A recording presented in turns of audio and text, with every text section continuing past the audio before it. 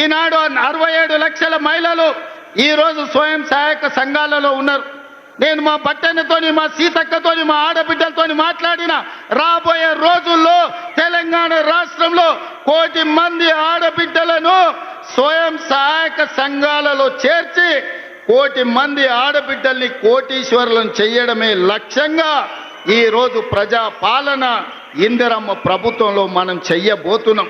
అందుకే తండాలలో, గూడాలలో, మారుమూల పల్లెల్లో ఉన్న మా ఆడబిడ్డలకు ఈ వేదిక మీద నుంచి నేను విజ్ఞప్తి చేస్తున్నా, మీరందరూ స్వయం సహాయక సంఘాలలో చేరండి.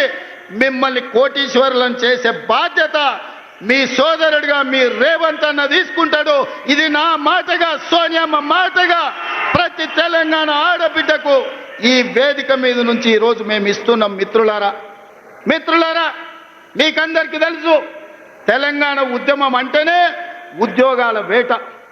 నిరుద్యోగ యువకులు లక్షలాది మంది రోడ్ల మీదకి వచ్చి నెలల తరబడి ధర్నాలు, దీక్షలు, ఉద్యమాలు చేసి ఆత్మ బలిదానాలు చేసుకొని అమరులై తెలంగాణ రాష్ట్రం తెచ్చుకున్నారు. వాళ్ళు తెలంగాణ రాష్ట్రం తెచ్చుకున్నదే పీజీలు, పిహెచ్డీలు చేసి ఈ రాష్ట్రంలో డాక్టర్లు, లాయర్లు, ఇంజనీర్లు, ఐఏఎస్లు, ఐపీఎస్లై తెలంగాణ పునర్నిర్మాణంలో భాగస్వాములు కావాలి అని. కానీ చంద్రశేఖరరావు ఏమన్నాడయా? గొర్రెలు, బర్రెలు, చేపలు, పందులు మీరు పెంచుకోండి, పేదవాళ్ళ పిల్లలు గొల్లోళ్ళు గొర్రెలు పెంచుకోవాలి, మాదిగోళ్ళు చెప్పులు కుట్టుకోవాలి, ఎరికలోళ్ళు పందులు పెంచుకోవాలి, మా ముదిరాజు సోదరులు చేపలు పట్టుకోవాలి అని మిమ్మల్ని అందరినీ అక్కడ పొమ్మన్నాడు. ఆయన కొడుకు మాత్రం రాజ్యాలు ఏలుతారంట. ఇదే నా న్యాయం అని నేను అడుగుతున్నా చంద్రశేఖరరావు ఈ వేదిక మీద నుంచి. పేదోళ్ళ బిడ్డలు, వాళ్ళ తాతలు, ముత్తాతలు తరతరాలుగా గొర్రెలు, బర్రెలు, చేపలు, పందులను పెంచుకొని బతికి ఆత్మ బలిదానం చేసుకొని వందలాది మంది ప్రాణాలు ఇచ్చి తెలంగాణ రాష్ట్రం తెచ్చుకున్నది. డాక్టర్లు, లాయర్లు, ఇంజనీర్లు, ఐఏఎస్లు, ఐపీఎస్లై రాజ్యం ఏలాలనా లేకపోతే గొర్రెలు, బర్రెలు పెంచుకోవాలనా ఒక్కసారి ఆలోచన చేయండి. అందుకే మన ప్రభుత్వం ఏర్పడి వెంబడే పెండింగ్ ఉండి నోటిఫికేషన్లు ఇచ్చి నియామకాలు జరగని ప్రభుత్వ ఉద్యోగ నియామకాలు మొదటి సంవత్సరంలో ఇదే ఎల్బీ స్టేడియం సాక్షిగా 60,000 ప్రభుత్వ ఉద్యోగాలు ఇచ్చిన నేను గర్వంగా చెప్తున్నా.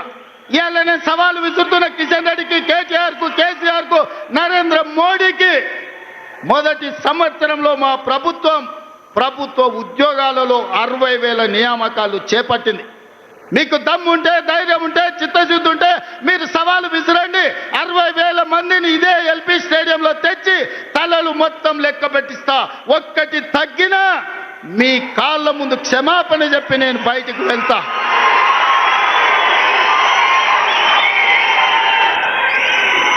ఇది మా లెక్క, ఇది మా నిజాయితీ. ప్రైవేట్, కార్పొరేట్ కంపెనీల్లో 1,00,000 ఉద్యోగాలు ఇచ్చినాం.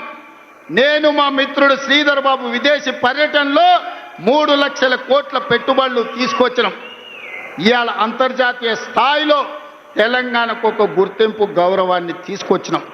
అందుకే మిత్రులారా, ఆనాడు హాస్టళ్లలో, సంక్షేమ హాస్టళ్లలో ఎన్నడా పిల్లల్ని పట్టించుకోలే.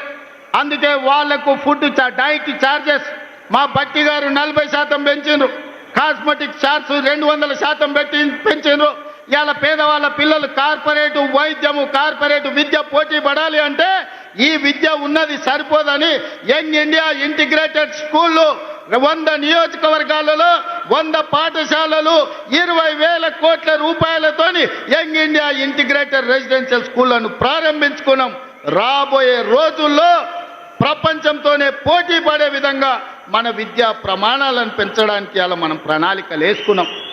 ఇలా మిత్రులారా, ప్రతి సంవత్సరం ఇంజనీరింగ్ విద్యార్థులు 1,10,000 మంది పాస్ అవుతున్నారు. సర్టిఫికెట్ ఇంజనీరింగ్ వస్తుంది కానీ బయటకు పోతే ఉద్యోగం లేదు. బయట అవసరాలకు తగ్గట్టు వీళ్ళకు నైపుణ్యం లేదు. నైపుణ్యానికి శిక్షణ ఇవ్వడానికి వసతులు లేవు.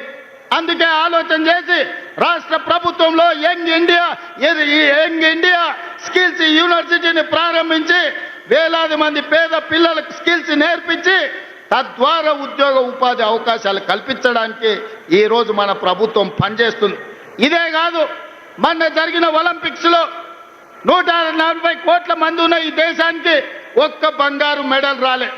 కానీ సౌత్ కొరియా ఒక చిన్న దేశం, హైదరాబాద్ కంటే కొంచెం పెద్ద దేశం, 32 మెడల్స్ తెచ్చుకున్నది. అందులో ఒక అమ్మాయి సౌత్ కొరియా స్పోర్ట్స్ యూనివర్సిటీకి నేను పోతే ఒక అమ్మాయిని కలిసిన. ఆ అమ్మాయి నాకు ఆశ్చర్యం వేసింది. ఒక అమ్మాయి 3 బంగారు పతకాలు తీసుకొచ్చింది. నేను అడుగుతున్న మిత్రులారా, తెలంగాణ యువకులారా, ఉద్యమం చేసి తెచ్చుకున్న తెలంగాణగా 140 కోట్ల జనాభా ఉన్న భారతదేశం ఒక్క మెడల్ తీసుకురాలే.